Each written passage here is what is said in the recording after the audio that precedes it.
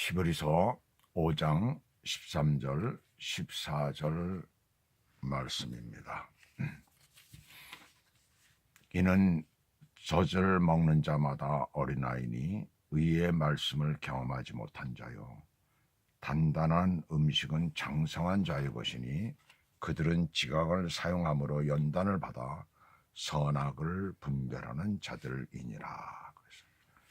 12절에서 지난 시간에 신앙이 오래되었지만 말씀의 초보도 제대로 몰라 누군가에게 배워야 할 처지에 있는 사람은 젖이나 먹고 단단한 음식은 못 먹는 자가 되었다고 이렇게 말씀하면서, 오늘 13절은 어머니의 젖을 먹는 자마다 어린아이라고 말씀을 합니다. 젖을 먹는. 그래서 이 어린아이, 이 어머니의 젖, 그냥 제가 그렇게 표현을 한 거죠. 여기서 그냥 젖이라고 얘기를 하는데 어머니의 젖을 상징하는 거예요. 그렇잖아요. 그래서 젖을 먹는 모든 자가 의의 말씀을 경험하지 못하는 이유는 그가 유아기의 아기이기 때문이다 라고 본절은 밝히고 있어요. 히브리서를 쓴 저자는 오늘 이거를 읽는 사람들이 의의 말씀에 대해서 낯설다는 사실을 지금 확신하고 있어요.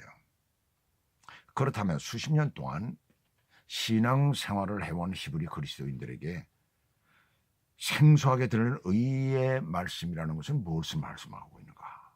그것은 지금까지 계속 말하고 있는 멜기세덱의 반차를 쫓는 그리스도의 대제사장직에 대한 것을 여기서 말씀하고 있어요. 근데 그것을 그들이 뭐냐? 제대로 알지 못한다는 거예요. 왜 그럴까? 이 그리스도인, 그러니까 히브리 그리스도인들에게, 그들에게 있어서 이 레위 계통의 제사장은 익숙하죠.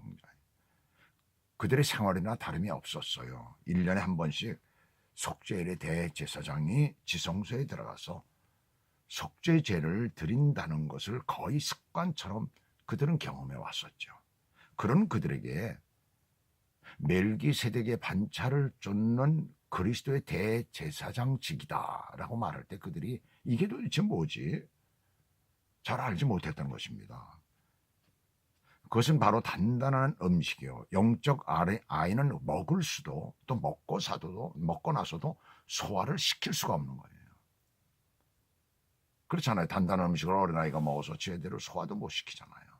이빨도 없는데 젖만 먹고 자라야 되는데 제대로 소화도 못 시키고 또 먹을 수도 없고, 어린아이니까 젖이나 먹어야 되죠. 아직 뭐 이유식 먹을 시기도 아닌데 말이에요.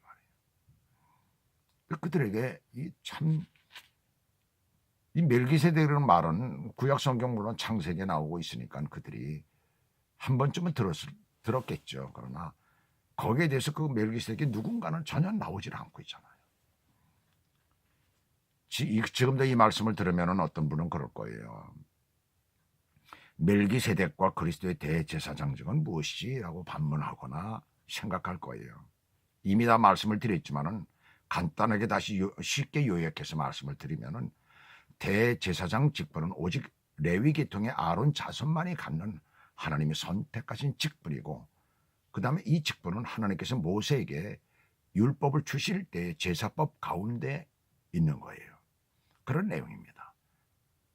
그래서 그들은 그것을, 그 율법이기 때문에, 율법 안에 들어가 있기 때문에 그대로 계속해서 지켰죠. 1년에 한 번씩 대제사장이 하나님 앞에 나아가서 그들의 죄를, 백성들의 죄를 속했던 것입니다.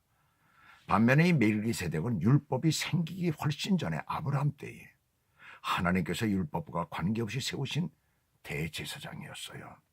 율법 안에 있는 이 히브리인들을 위한 대제사장이 아닌 모든 사람을 위한 대제사장이 것이죠.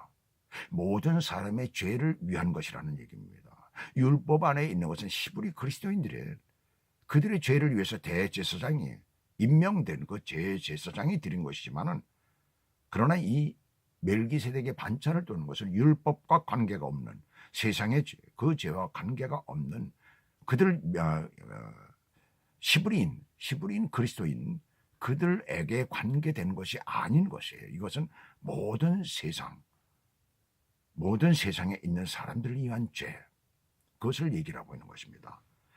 바로 예수 그리스도께서 바로 그러한 대제사장이라는 것이에요. 그래서 14절 보시면 이런 단단한 식물을 장성한 자의 것이라고 지금 말을 합니다. 장성한 자는 앞절에 나오는 젖먹이 어린아이들의 반대 개념이죠. 그렇다고 절대적인 완전함이 아니에요. 상대적인 완전함이죠. 장성한 자는 우리가 추구하는 목표이지 이미 실현되는 것은 아닙니다. 그러한 상태에 이른 분은 오직 예수 그리스도밖에 없어요. 우리는 그 장성한 자 예수 그리스도를 향해서 날마다 우리의 삶이 나아가는 것입니다. 그 다음 보시면 장성한 자는 어떤 사람이냐? 그들은 지각을 사용함으로 연단을 받아라고 했어요. 여기서 지각은 감각기관을 나타내고 있는, 원어상으로 보면 그렇습니다. 감각기관을 나타내는데 윤리적 판단이나 결정을 행하는 기관이라는 그런 의미예요. 이 지각이 연단을 받아 이 헬라 사회에서 벌거벗고 운동하는 그런 모습을 표현하고 있는 것입니다. 쉽게 표현한다면 우리의 영적 분별력이 계속해 훈련되어지는 그러한 상태를 말하고 있는 것이에요. 완전히 벌거벗겨진 것처럼, 그렇게 훈련하는 것처럼 우리 영적 감각기관이 그렇게 훈련되어지는 것을 말씀하고 있는 거예요. 이 영적 기관을 그대로 방치해 두면 둔하여지고 또 어두워져서 하나님의 말씀에 더 깊은 일들이나 악에 대해서 깨닫지 못하므로 타락한 상태에 빠지게 되는 것입니다. 그래서 예수 믿는 사람들이 정말 하나님의 뜻대로 순종하면서 신앙생활 제대로 하지 않으면 결국은 어떻게 돼요? 일반인들이나 똑같이 되어져 버리죠. 그렇게 되는 거예요. 그래서 언제나 이 영적 상태가 우리는 훈련되어져야 됩니다. 기도의 훈련이나 말씀의 훈련이나 이 모든 것들이 날마다 하나님 앞에 가는 그날까지 우리는 계속되어져야 되는 것입니다. 이러한 장성한 자는 연단을 받아 선악을 분별하는 자가 된다는 거예요. 영적 감각기관이 연단되고 개발된 성도는 선악을 구별하되 그 분별이 옳은지 그른지를 다시 검토하지 않아도 될 만큼 정확하게 구별할 줄 알게 되는 것입니다. 그래서 우리가 계속 젖만 먹어서 어린아이로 남을 것인가? 아니면 단단한 음식을 먹는 자가 되어서 장성한 그리스도인이 될 것인가? 라는 것은 오직 여러분들의 선택에 달려 있습니다. 어떻게 하시겠습니까?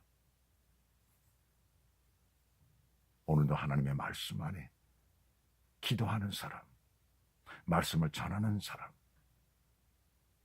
그런 사람이 되어서 그리스도의 장성한 분량 거기까지 이르시기를 주 예수 그리스도 이름으로 축원합니다. 기도하겠습니다.